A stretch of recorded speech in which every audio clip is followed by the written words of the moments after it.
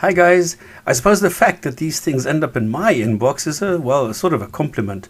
But as the writer pointed out, I will not be too proud of this at all. I still have a lot of Iranian mannerisms in me due to my exposure to the Tehrani crowd, and still have a soft spot for the people. But what I saw now, after just doing some superficial digging, is really the pits. I mean, does religion really poison everything? Okay, let's see what the Iranians have come up with this time around. Does anyone remember if a few years ago they added a missile using Photoshop because one of them went missing? Well, earlier this month it happened again. And I've shown in previous videos that Muslims have not really contributed anything constructive towards mankind in the last, 500,000 years? But what about destructive contributions? Well, here it seems they're more creative and embark on huge projects trying to find tools with which they can destroy objects and humans more efficiently. Such as this fighter plane, which of course is intended only as a deterrent, just like the weapons used in the Iran-Iraq war, which went through almost the entire 80s when Iraq invaded, well, not Kuwait this time, but Iran. What do you do if you really want to have your own fighter plane? Well, you first claim that you can build one. And then what? Well, Muslims in the Islamic Republic of Iran have a solution. Pretend. Lie. Cheat. This is the announcement in several papers and in magazines. So in February 2013, it was finally unveiled, not at an air show as is customary, but a dreary hangar or a hall somewhere.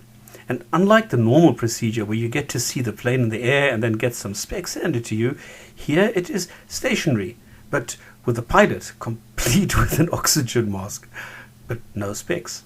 I mean, nobody tells you how long, how wide, span, height, weight, thrust, weaponry. It doesn't tell you anything. You get absolutely nothing. Just the mind-boggling assertion that it could fly fast and low. Wow. Unlike other Iranian projects, but here there were press releases, photos, videos, further details, and even some glimpses of the testing processes. But what these were testing was never really shown. The video of a flying Khair, the 313, the Dominator, turned out to be that of a radio-controlled toy. But after the missile was added, the monkey shot into space had evolved into a different one, and the space-age drone turned to be a fake from Japan, one would think that the Muslim regime in Tehran would learn. Not so.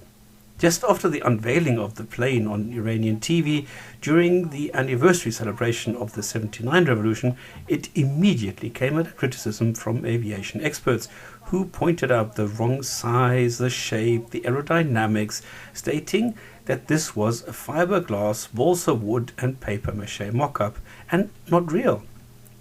The details were laughable indeed.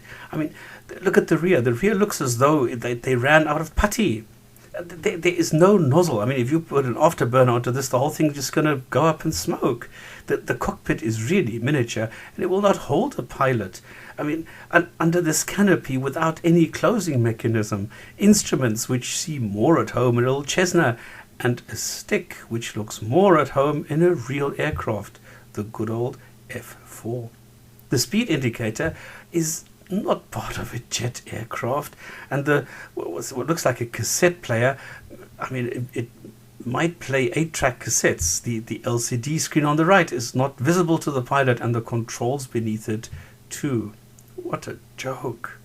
But now, instead of simply backing down, they launched a photo to silence the critics.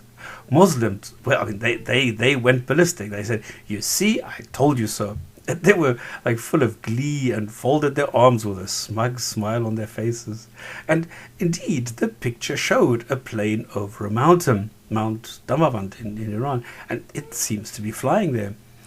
But what was strange, though, was that someone some years ago had taken a photo of the area in Iran, complete with Mount Damavand, in exactly the same weather, and by sheer coincidence, with the identical cloud patterns, identical humidity, density, pressure, angles, everything the same. And also by sheer coincidence, of course, the canopy was without a real pilot and just darkened. The plane had exactly the same light reflections, the rear configuration, bar the little red strap on it, even the same flap position as in the release photo. Can I reproduce this? Well, it's actually just an easy 4-step process. You open up Photoshop, you load the mountain, select an area, crop it, and overexpose.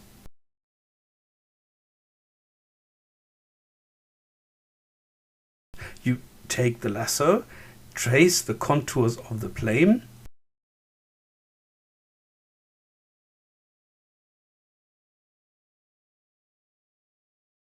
copy it, go back to the mountain picture, paste into the mountain, and adjust the size.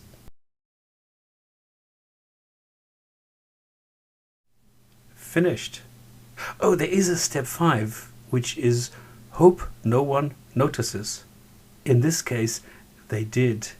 Oh, it's such a shame and so stupid. Are they ever going to learn? I mean, they're never going to learn. No, this is not a question. They are never going to learn. Well, and then, just as a matter of interest, I found out where they got the idea from. They probably saw this at this parade, and they saw this plane and said, hey, we can do that. We just make it a little bit bigger, and then the pilot will not look that stupid, and then we have ourselves a plane. And then later, when we're finished, I suppose this is the only thing that you could use it for. And I mean, this is what is called low flying, isn't it? Oh, and then why would they call it the 313? So I opened the Quran at 313, and there it says, there has already been a sign in the 2 armies that met. One was fighting in the cause of Allah, the other resisting Allah. So we know exactly what prompted them to use this name. Then I went and opened 313, not 313, but 313. And there it says, a guide and a mercy to the doers of God. So here we see that the name 313 has a significance when fighting in the cause of Allah. Thank you for your time.